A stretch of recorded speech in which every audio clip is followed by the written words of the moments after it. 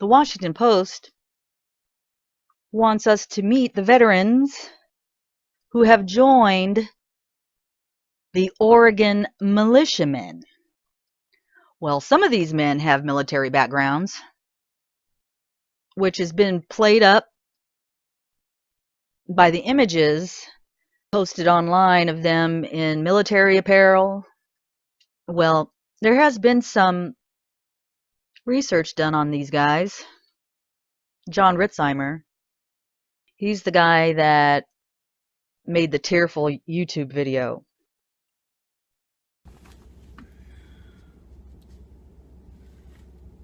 It's going to be one of the tougher videos I've had to make.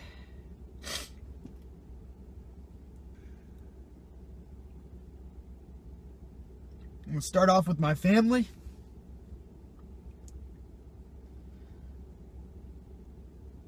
He's a staff sergeant and a former Marine reservist with 2 combat deployments to Iraq as a motor vehicle operator, according to personnel records. Ritzheimer never earned a combat action ribbon, which is an award denoting that the recipient was fired upon by the enemy, either by small arms or indirectly. He was, however, given a certificate of commendation for engaging 3 suspected insurgents after an improvised explosive device struck a vehicle in his convoy in 2005.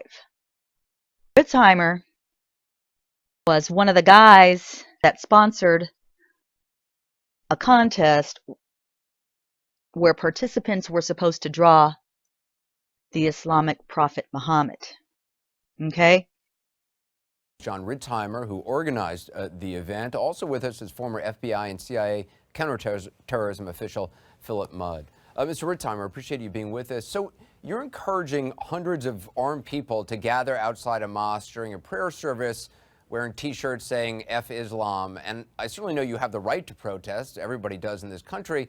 But you yourself have said this is a provocation. I know you've compared it to poking a bear or kicking a hornet's nest. So what are you really trying to achieve?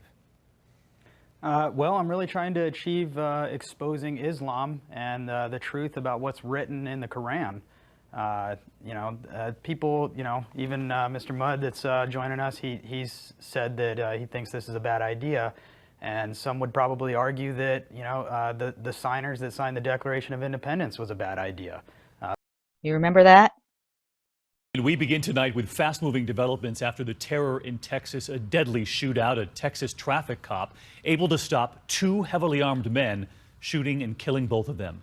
It all happened outside a convention center inside a cartoon competition, a provocative one, artists drawing the Prophet Muhammad.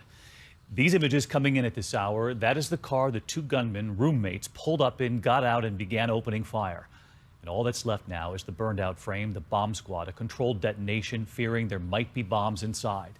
Tonight, images of the chaos and the fear in the moments after the shootings. And this evening, right here, new and exclusive reporting on one of the suspects. It turns out authorities had been tracking him here in the U.S. And we begin with ABC's Ryan Owens on the scene in Texas.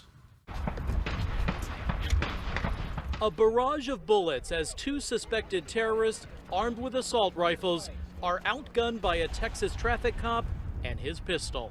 It happened just before 7 Sunday night at this event center, hosting a contest for cartoons of the Prophet Muhammad, deeply offensive to Muslims. Kudos to the over 300 cartoonists, wannabe cartoonists, who took the risk and submitted cartoons. Authorities say 2 extremists, Elton Simpson and Nadir Sufi, pull into the parking lot. They're blocked by a single police cruiser. The 2 extremists in protective gear and armed with assault rifles get out of this car and start shooting. A traffic cop returns fire with just his pistol and shoots both gunmen dead. He did what he was trained to do. He did a very good job and probably saved lives. Inside, this is the moment hundreds of guests hear about the gunfire, as you see on the event's live stream. Okay, shots just got fired. We don't know that for a fact. Then I think I better wrap it up my own self. 10 minutes later, a SWAT leader orders an evacuation. We are going to move y'all into the auditorium. At about 1:30 this morning, the bomb squad blows up the car's trunk. which had several suitcases but no bombs. The group holding the Mohammed cartoon contest, the American Freedom Defense Initiative. It's been called an anti-Muslim hate group by the Southern Poverty Law Center. They had to shell out an additional 10 grand for security before this venue would even agree to host them. As much carnage as those terrorists were hoping to cause here, they only managed to shoot a school resource officer in the leg. He's fine tonight, so many crediting that Texas cop and his pistol. David. Then we have Blaine Cooper, who was identified as a Marine in an interview in 2014. But it has come to light that records show that he was enlisted to join the Marines in what is called the delayed entry program, but he never attended boot camp. Ryan Payne, on the other hand, served time in the Army and was involved in the Bundy Ranch standoff. And during that standoff, Payne told reporters that he had served as an elite Army Ranger, but after some digging by former Rangers, Payne was found to be, in fact, not one. However, interestingly enough, Ryan Payne served time in a military intelligence battalion, and earned a number of commendation medals for doing so.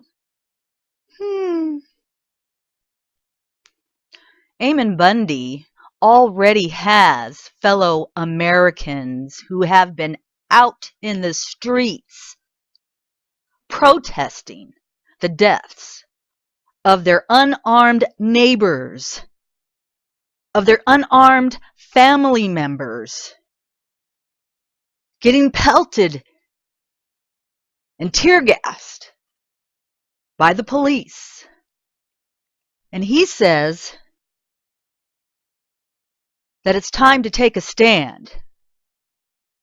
That may be true, but why not choose to stand and protect their fellow Americans? Where is the honor and what is the point of occupying an empty national wildlife preserve?